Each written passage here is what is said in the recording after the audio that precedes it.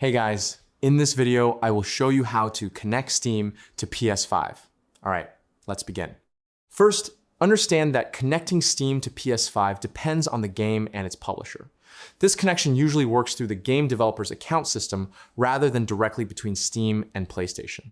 If you are playing a game from a publisher like Electronic Arts, go to their official website, such as ea.com, and sign into your account.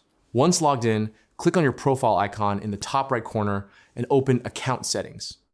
Next, look for the Connected Accounts section on the left side. Here, you will see options to link different platforms. Select the option to connect your Steam account. Then follow the prompts to sign in and authenticate the connection. After that, link your PlayStation account if it is not already connected. Once both accounts are linked through the publisher, your progress and access may sync across platforms depending on the game. So that's basically how you can connect Steam to PS5. That's it for this video. Thanks.